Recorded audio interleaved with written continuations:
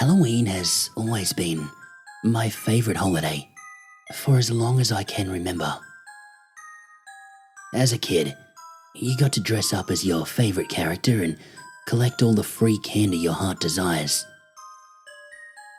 As a teenager, hanging out with friends trying to creep each other out by visiting the local cemetery and calling your town's a murderous spirit that can only be summoned on Halloween night.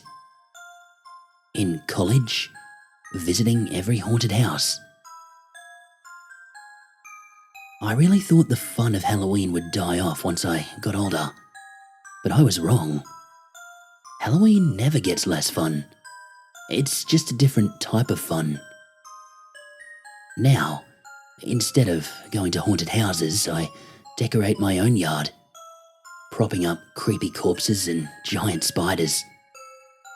Instead of visiting the local legend's gravesite, I spend a month watching horror movies.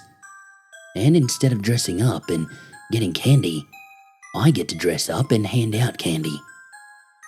And I'm the cool house, so I only give out the best candy. Yeah, Halloween is still as fun as ever. This Halloween was one of the best yet. I gotta hand it to the parents for the work they put in. When I was a kid, we had a cheap plastic outfit and a mask that would break 20 minutes into trick-or-treating. Now, kids have legit costumes and makeup that could have been done by a pro. My favourite was a kid who had his head chopped off and sitting on a plate that he was holding while his neck would squirt blood out. That will give the smaller trick-or-treaters some nightmares for sure. He got a king-size candy bar from me, no question. This story actually happens much later that same night. It was past midnight, and I had forgotten to turn my porch light off. I was still up and about, watching The Exorcist, and I forgot to turn the light off when there was a knock at my door. That made me jump. Who the hell would be knocking on my door this late? Probably some asshole teenagers. I'll just give them their candy and turn my lights off. I opened the door, and I was shocked to see a young family on my porch. A mother, father, and 2 young girls, maybe 7 years old at the oldest. Way too late for little kids to be out, I thought. Maybe it was the late hour or the kids being out so late, but chills went down my spine. The kids were dressed as vampires. They had a cape and some blood on their mouth.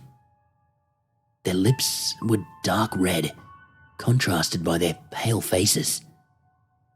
The makeup job was on point. The parents were dressed up too, in old Victorian-style clothes. The mother wore a beautiful red dress, and the father a white shirt with a double-buttoned vest along with a chain watch. Honestly, they looked like they'd just stepped out of a time machine. But the thing that really creeped me out were the eyes.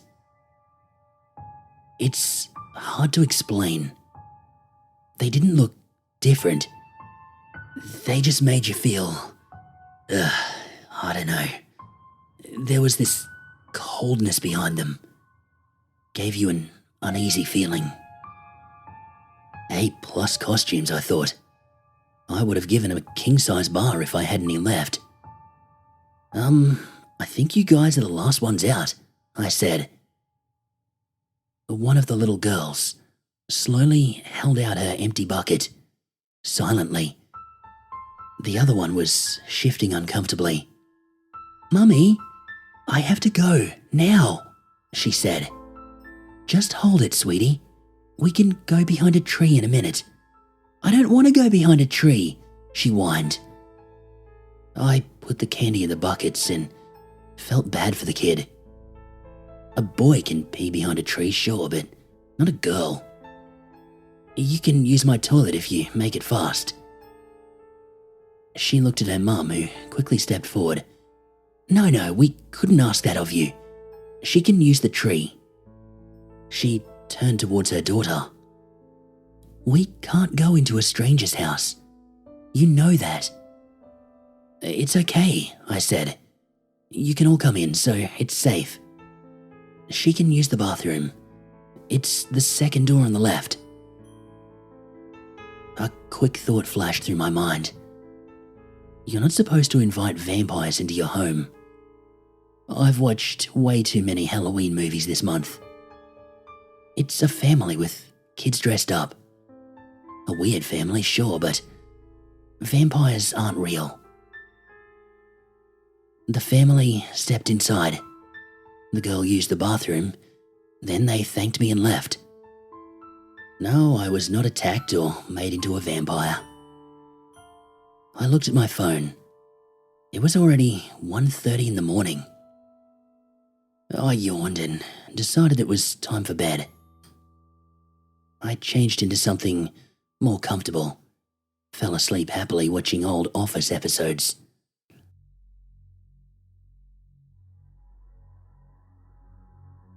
I woke up to what sounded like footsteps in the other room. I live alone, and I'm naturally a light sleeper. I opened my eyes, and I listened.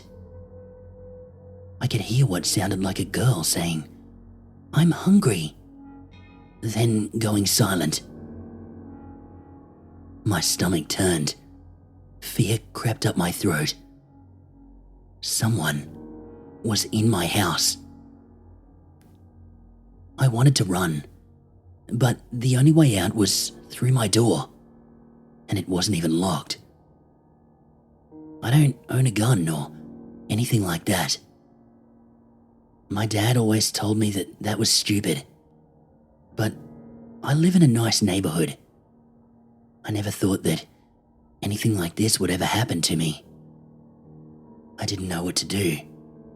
I was too scared to try to run or fight.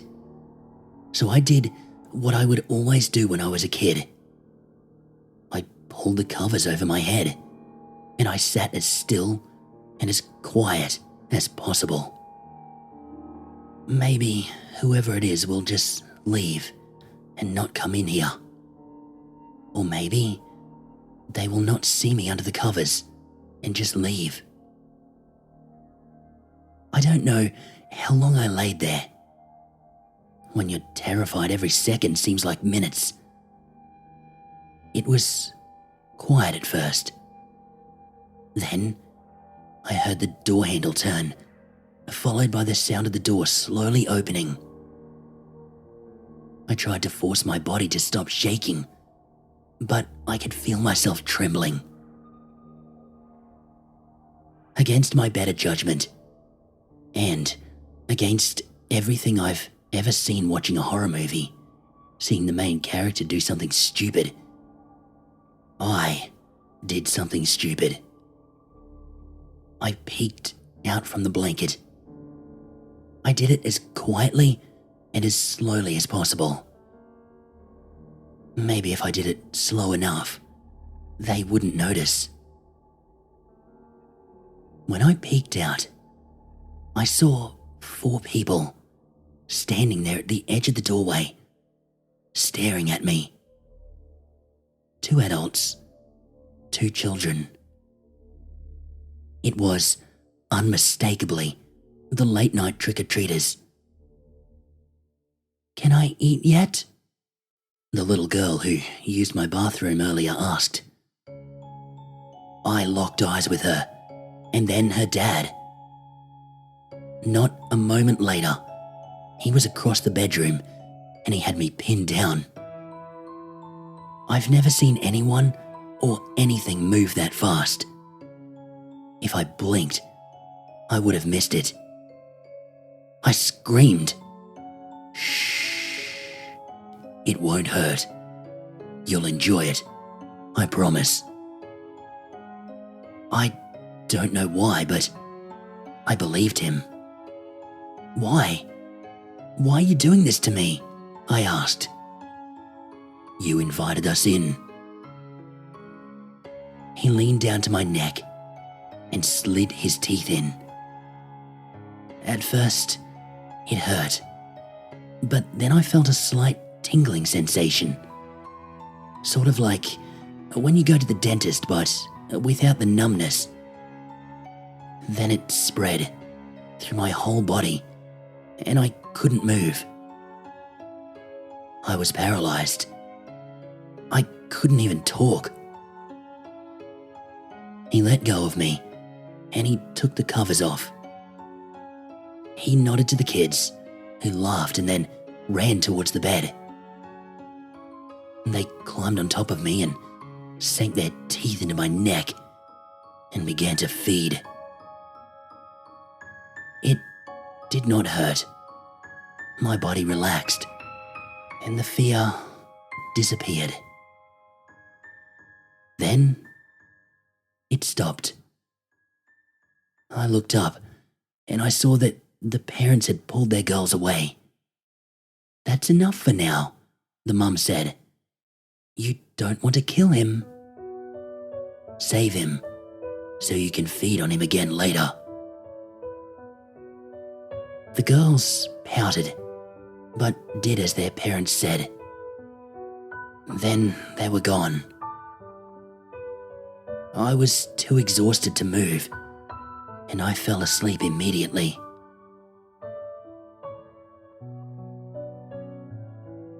I woke up the next morning thinking that it had all been a dream. I went to the bathroom, and I noticed how pale I looked.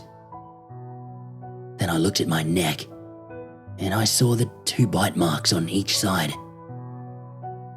It wasn't noticeable, unless you knew where to look. It was real. Since the moment I woke up, I can't stop thinking about what happened. How amazing it felt. How much I want to feel that way again, and again, and again.